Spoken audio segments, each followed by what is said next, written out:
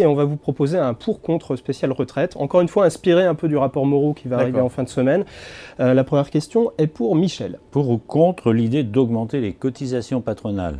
Le MEDEF est très arc-bouté contre ça. Je suis plutôt contre l'augmentation des cotisations et patronales et salariales. Je pense que, alors si c'est du 0,2 ou du 0,3, je ne vais pas protester. Mais en gros, moi, je ne souhaite pas qu'on règle le problème des retraites par l'appel à des cotisations supplémentaires, donc un coût du travail ou un coût sur le pouvoir d'achat des actifs d'aujourd'hui. Je pense que le problème de la bosse dont je parlais tout à l'heure, des baby boomers doit se régler pour beaucoup entre eux, si j'ose dire.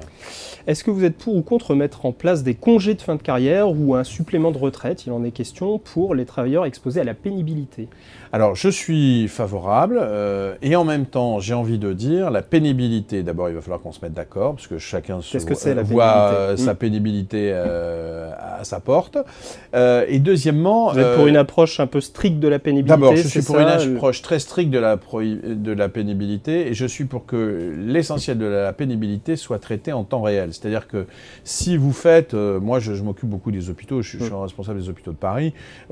Quand vous êtes une infirmière, par exemple, et que vous travaillez en 3-8, c'est pénible. Objectivement, travailler la nuit, c'est plus difficile, ça décale l'alimentation. Ça donnerait droit à un crédit de retraite supplémentaire? Mais j'aimerais encore plus de la RTT, de la rémunération, du droit de récupération, des évolutions de carrière. Si vous voulez, ce que je voudrais, moi je suis médecin, j'aime que les gens ne tombent pas malades, donc je n'ai pas envie simplement de compenser leur maladie par un départ en retraite plus tôt, si vous voulez. Parce que c'est un échec.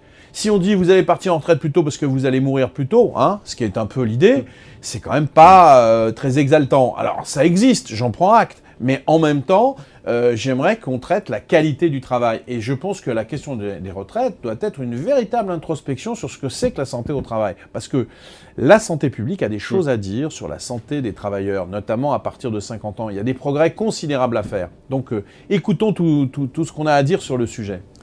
Pour ou contre, Monsieur Le Guen, l'idée de fiscaliser les pensions qui sont majorées de 10% pour les parents de familles nombreuses, 3 enfants ou plus? Faut-il le fiscaliser? Je pense qu'en tout état de cause, il faut qu'il y ait une limitation, et autant il faut sans doute avoir un geste pour les familles de 3 enfants. C'est un aspect de la politique un peu nataliste qui a été la nôtre. Bon, et là aussi, c'est une idée d'un contrat, mais je pense qu'il est anormal que ça soit un avantage inversé, puisque par définition, ce sont les plus grosses retraites qui bénéficient le plus de cet avantage fiscal. Donc il faut le limiter, et donc je suis... Une des solutions peut être la fiscalisation, l'autre un plafonnement, etc.